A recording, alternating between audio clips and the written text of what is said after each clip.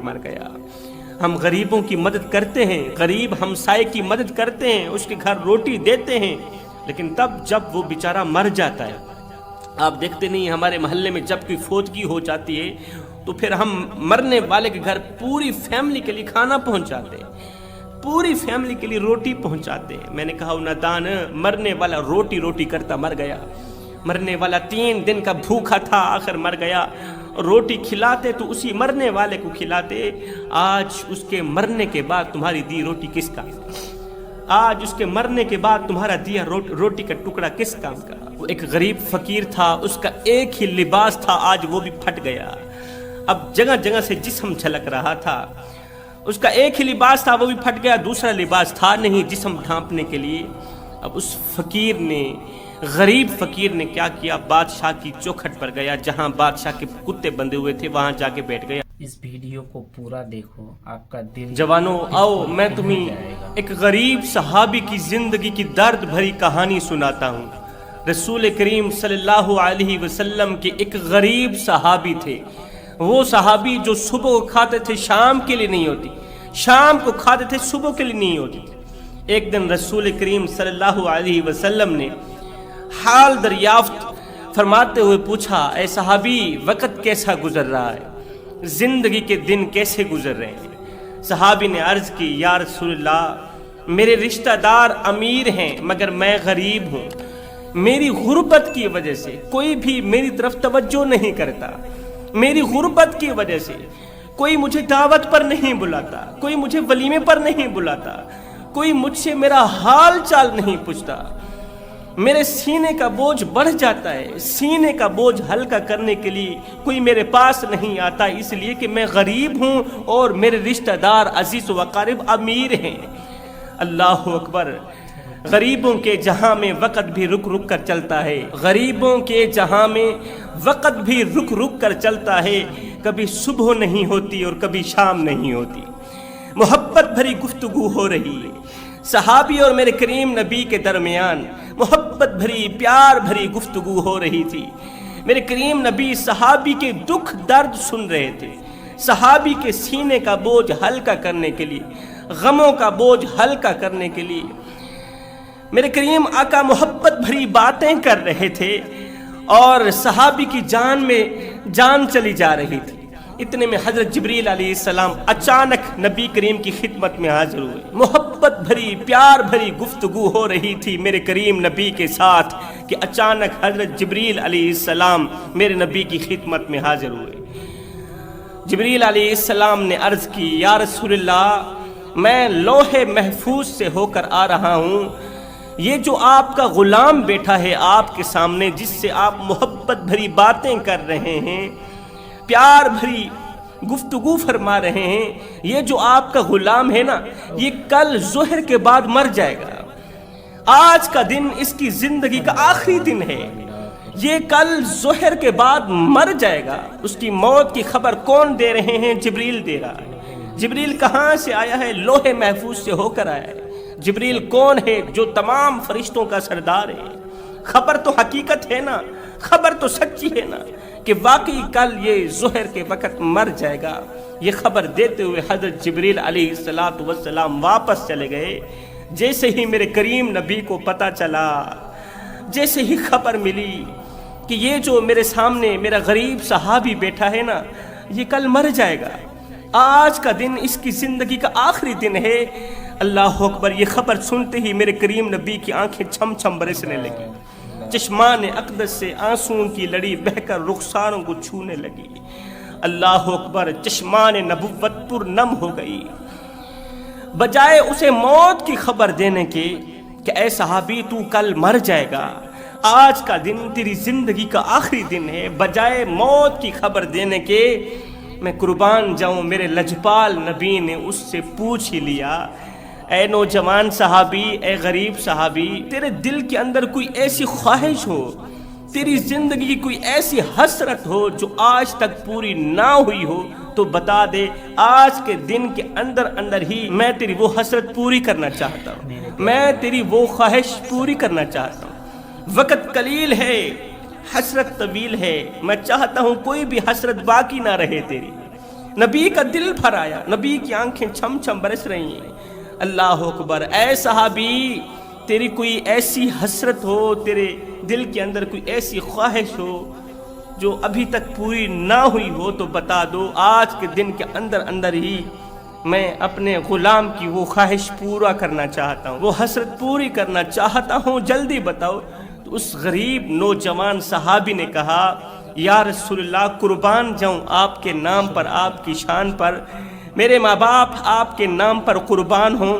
یا رسول اللہ، ماں کی گود سے لے کر اب تک، ماں کی گودی سے لے کر اب تک میں غریب ہی رہا ہوں، جب سے پیدا ہوا ہوں غربت کے ساتھ میں نے اس طرح کی دوستی کی، غربت نے میرے ساتھ اس طرح کی یاری لگائی کہ وہ چھوڑنے کا نام ہی نہیں لے رہی۔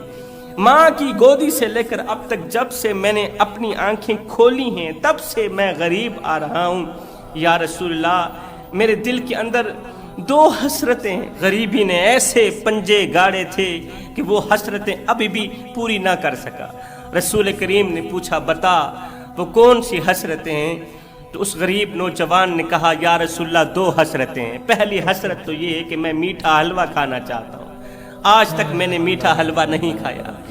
دوسری حسرت یہ ہے یا رسول اللہ، میں جوان بھی ہوں اور آپ کا غلام بھی ہوں، کاش کہ مجھے نیک بیوی مل جائے، نیک سیرت بیوی مل جائے۔ میری دوسری خواہش، دوسری حسرت، نیک سیرت بیوی مل جائے۔ یا رسول اللہ، میرے اندر کے جذبات ہیں، یا رسول اللہ، میرے اندر کی طلب ہے، میرا شوق ہے، میری آرزو ہے، میری تمنا ہے، میری خواہش ہے، میری حسرت ہے کہ رات کا دوسرا پہر ہو، سارا مدینہ سو رہا ہو مگر میں اور میری بیوی مصلی پہ بیٹھ کے رو رہے ہیں، خشیت الہی میں رو رہے ہیں، خوف خدا میں رو رہے ہیں۔ یا رسول اللہ، میرے اندر پہلی حسرت حلوہ کھانے کی، دوسری حسرت مجھے نیک بیوی مل جائے۔ میں ایک ایسے مرض کا مریض ہوں جس مرض کا کوئی علاج نہیں ہے، وہ علاج ہے دیدار الہی، دیدار خدا۔ وہ کون سا مرض ہے؟ راتوں کی تاریکیوں میں اٹھ اٹھ کے اللہ کے حضور گڑ گڑا کر روتا ہوں، اور آئی رات روتا ہوں اللہ کے دیدار کے لیے، اللہ کو پانے کے لیے۔ میں اس مرض کا مریض ہوں۔ یا رسول اللہ، میں چاہتا ہوں، میرے اندر خواہش ہے، تمنا ہے، آرزو اور حسرت ہے کہ میری جو بیوی ہو وہ بھی اسی مرض کی مریضہ ہو، راتوں کی تنہائیوں میں اٹھ اٹھ کے اللہ کے حضور جھکتی ہو، نماز پڑھتی ہو، روتی ہو۔ اللہ اکبر، نبی کی آنکھیں پھر سے چھم چھم برسنے لگی۔ نبی نے فرمایا، وقت قلیل ہے، حسرت طویل ہے، وقت قلیل ہے، حسرت طویل ہے۔ دل ہی دل میں نبی فرمان لگے، صحابی، آج کے دن کے اندر اندر ہی میں تیری یہ دونوں خواہشیں پوری کرنا چاہتا ہوں، کیونکہ آج کا دن تیری زندگی کا آخری دن ہے۔ نبی نے ایک دم آواز دی، میرے بلال، جی یا رسول اللہ، جلدی جاؤ عثمان کو بلا کر لاؤ، جلدی جاؤ میرے عمر کو بلا کر لاؤ، جلدی جاؤ علی کو بلا کر لاؤ، صدیق اکبر کو بلا کر لاؤ۔ تمام صحابہ جمع ہو گئے۔ نبی نے اس نوجوان صحابی سے پوچھا، کوئی ایسی عورت ہے جو تجھے بہت زیادہ پسند ہو، جو نیک بھی ہو، متقی پرہیزگار ہو، تیری نظروں میں کوئی ایسی لڑکی ہے؟ اس نوجوان نے کہا، یا رسول اللہ، میرے چچا کی بیٹی ہے جو نیک بھی ہے، متقی پرہیزگار ہے، اور میں اسے پسند بھی کرتا ہوں، لیکن کیا کروں، غربت کی وجہ سے وہ میری طرف توجہ ہی نہیں کرتی۔ نبی نے فرمایا، جاؤ اس کے چچا کو لے کر آؤ، جس کی بیٹی کو یہ نوجوان پسند کرتا ہے، جس کی بیٹی متقی پرہیزگار ہے۔ صحابی گیا، اس کے چاچا کو بلا کر لایا۔ چاچا حضور علیہ السلام کی خدمت میں ہاتھ باندھ کے کھڑے۔ نبی نے فرمایا، صحابی مبارک ہو، میں نے تیری بیٹی کا رشتہ طے کر دیا ہے، اور آج کے دن کے اندر اندر ہی نکاح ہوگا۔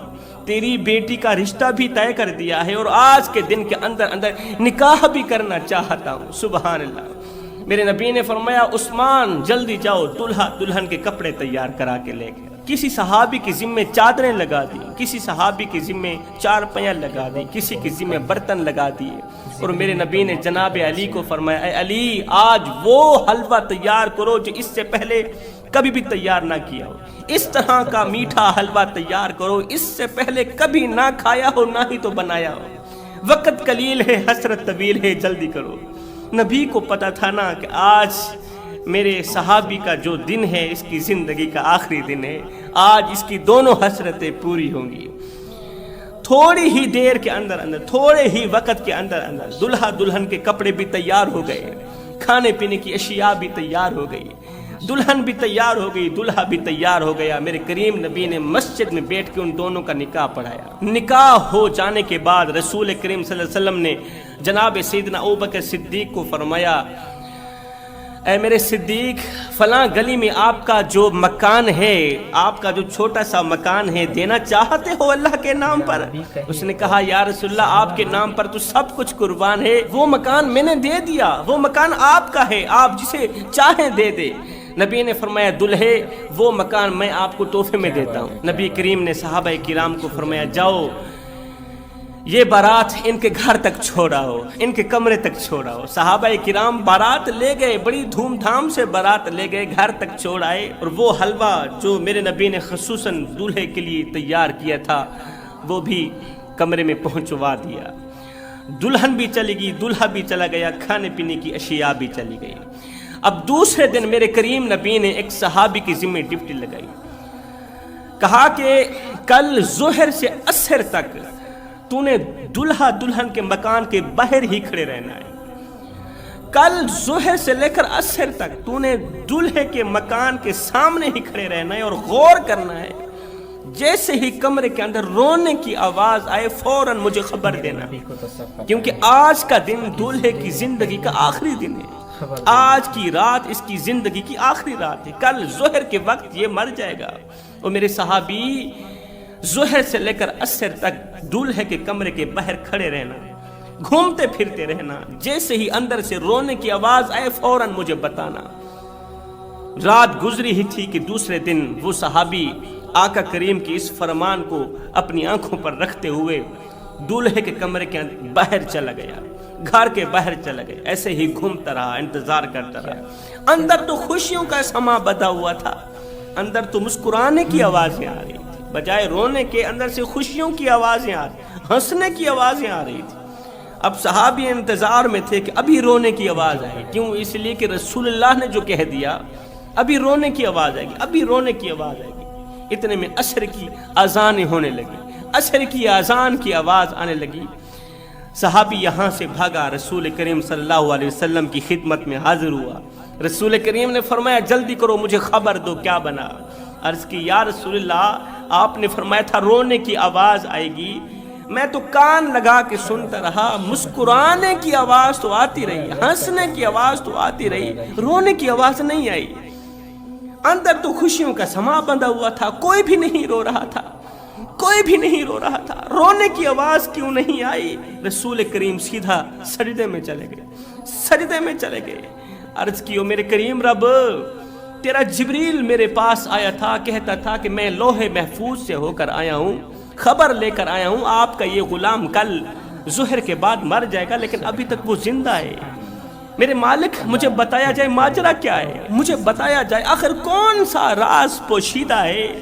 تو میرے اللہ نے فرمایا اے میرے حبیب، مجھے اپنی عزت اور جاہ و جلال کی قسم، میرا جبریل سچ ہی بولتا ہے، حقیقت میں ہی اس نے آج ظہر کے بعد مر جانا تھا، آپ کے نوجوان صحابی نے، دلہے نے آج ظہر کے بعد مر جانا تھا، لیکن کیوں نہیں مرا؟ اس کی ایک وجہ ہے، اس کی یہ وجہ ہے کہ آپ نے اس کا نکاح پڑھایا، نکاح پڑھانے کے بعد آپ نے اس دلہے کے لیے میٹھا سا حلوہ تیار کرایا، وہ حلوہ جو اس سے پہلے کسی نے نہیں کھایا تھا، بڑے شوق سے آپ نے دلہے کے لیے میٹھا سا حلوہ تیار کروایا۔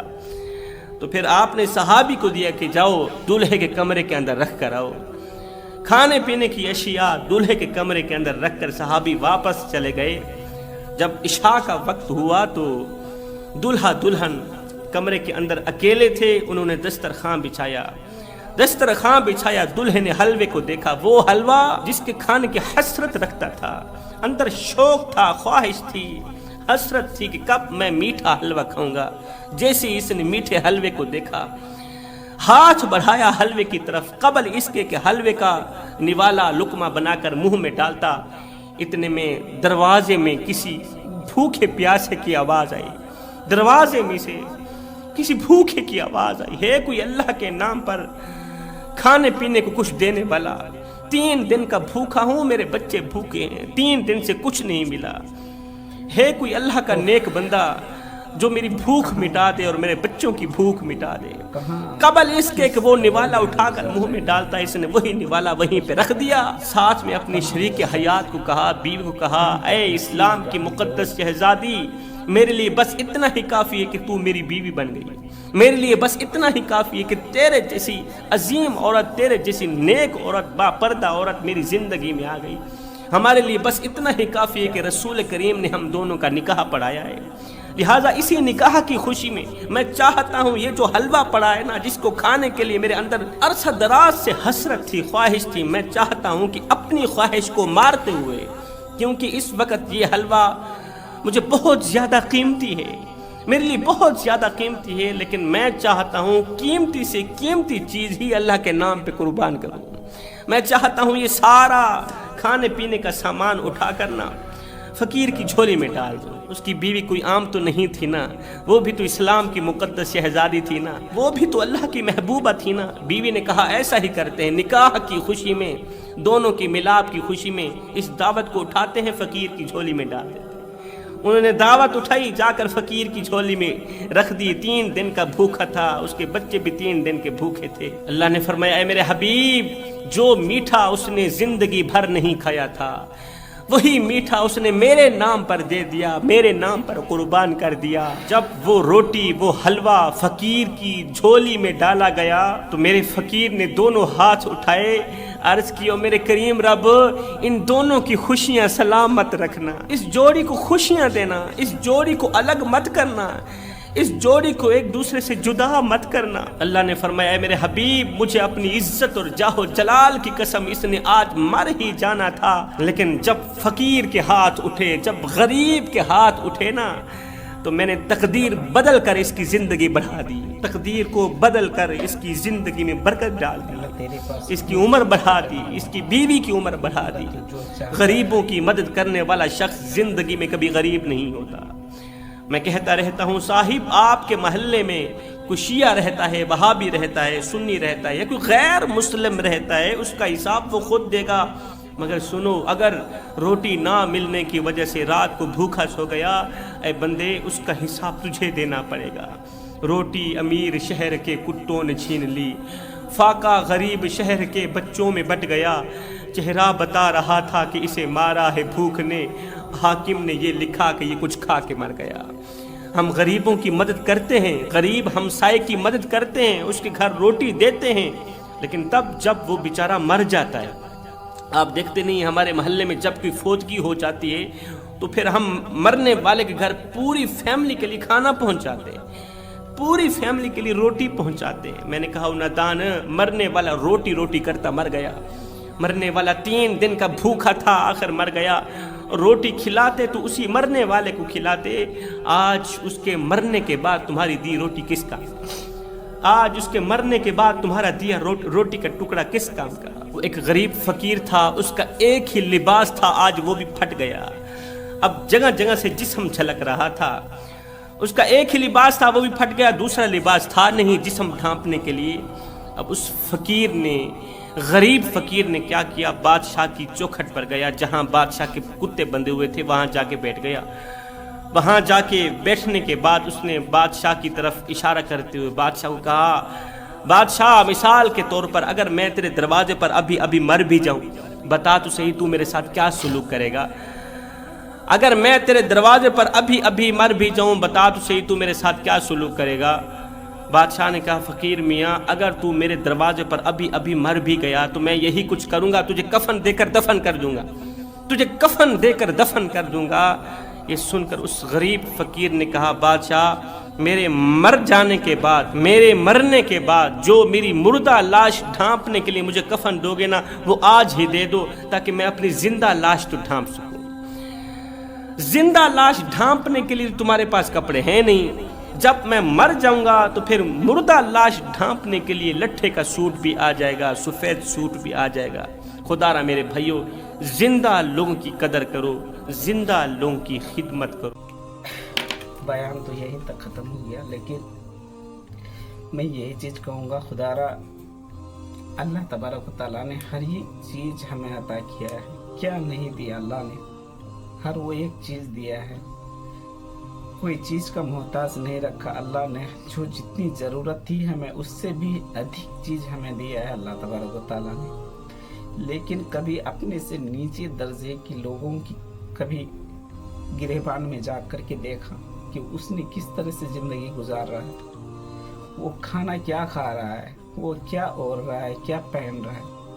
हमें इस चीज़ की कभी कदर नहीं किया, उस चीज़ की कभी मैंने कदर नहीं किया या किसी इंसान ने कदर नहीं किया। बस अपने को मिल गया इतना ही काफ़ी है।